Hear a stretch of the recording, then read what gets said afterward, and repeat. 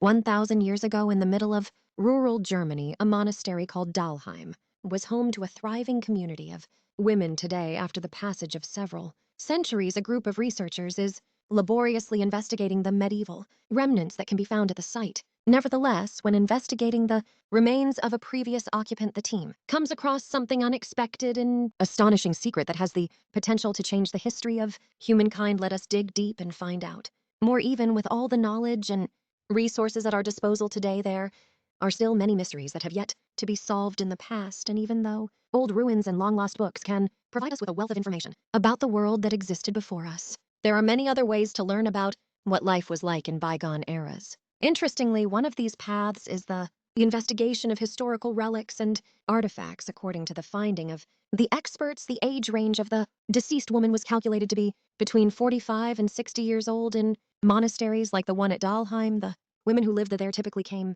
from aristocratic and noble families, which would explain the apparent lack of physical activity. Aside from that, however, it appeared that her skeleton did not exhibit any obvious indicators of infection or trauma, nor was there any sign that she had engaged in strenuous manual labor during her lifetime. This may provide information about a wide variety of topics, such as the deceased person's food and the environment in which they live. It is considered that the method could have been considerably broader uses in the future, despite the fact that the majority of studies have concentrated on using dental calculus to reconstruct the food habits of ancient humans. A wide variety of particles, such as pollen fibers, spores, and micro charcoal, have been identified by researchers in the past as being present within the substance in question. At the outset of their investigation, the researchers looking into the dental calculus of the Dalheim ladies were looking for a variety of things. For instance, Rodini, an archaeologist from the University of York, hoped to find starch granules within the deposits. Christina Warner, an anthropologist from the Max Planck Institute in Germany,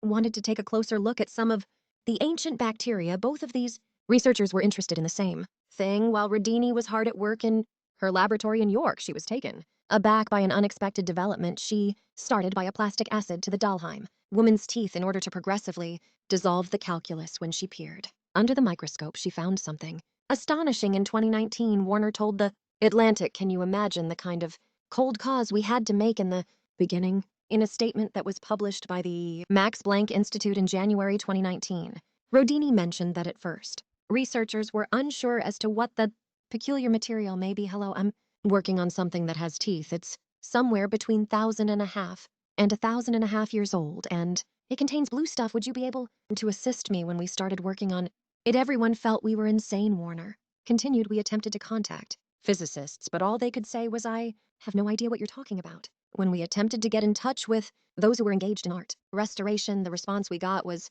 something along the lines of, 'Why are you working with black events?'" However, in the end, the researchers' dogged and determination was rewarded with success. Researchers were finally successful in determining the nature of the substance that were discovered on the teeth of the Dalheim woman by employing spectrographic analysis, which is a scientific technique that investigates a spectrum of light. It seemed to be some kind of plaque event because of the vivid blue color of lapis lazuli. Its appearance was highly valued in the world of art. Lapis lazuli, a semi-precious stone, used to be broken up and was used as a grinding medium to produce this stunning blue color. However, lapis lazuli was extremely scarce during the Daleks woman's time period. In fact, it may have originated from nowhere else in Afghanistan, save for a certain place. There, as a direct consequence of this, specimen of the stone came to be regarded as having values compared to those of gold. Many centuries later, during the Renaissance period, artists would utilize ultramarine to add bright tone to the gowns of the Virgin Mary. In many of the paintings they created, some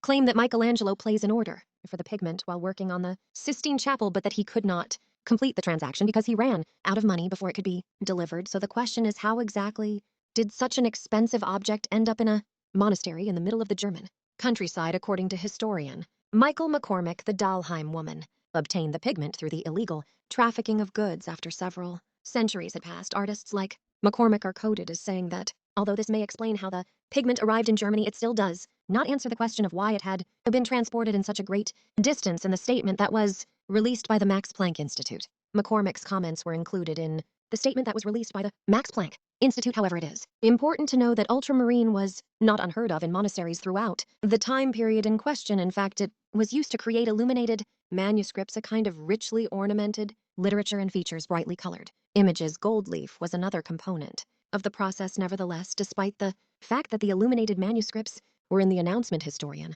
Alison Beach said that many people had, up until this time, presumed that all of these masters were male. This was the case, even though it was later revealed that none of these masters were male. However, according to experts, it was common practice for those working on medieval illuminated manuscripts to decline to sign their name on their work, likely as a gesture of humility. Apparently, this was particularly true of female scribes. Many people have assumed that women were historically absent from this line of work due to the absence of their signature on medieval illuminated manuscripts. This assumption is based on their signatures not being found on illuminated manuscripts from the Middle Ages. Radini Monnier and her colleagues published a report in which they detailed their findings in the month of January 2019.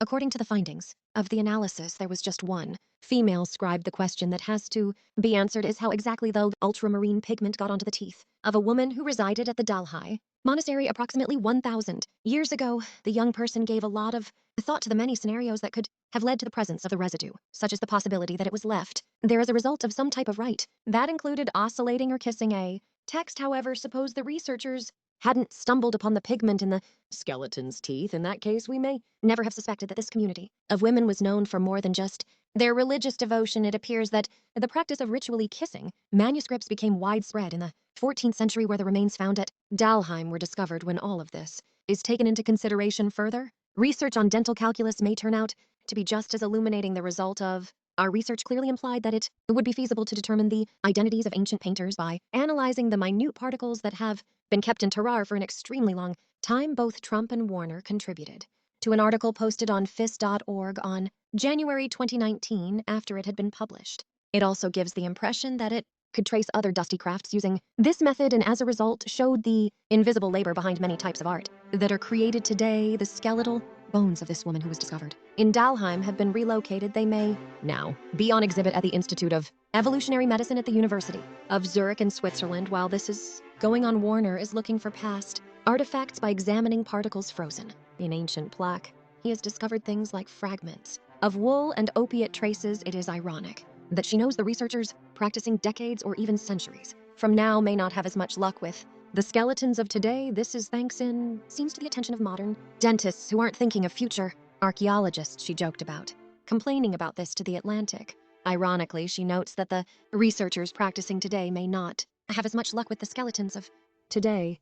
What do you think about the video, please? Let us know in the comments section below. If you enjoyed this video, please give it a like and subscribe and turn on the notifications before leaving. Thank you for watching.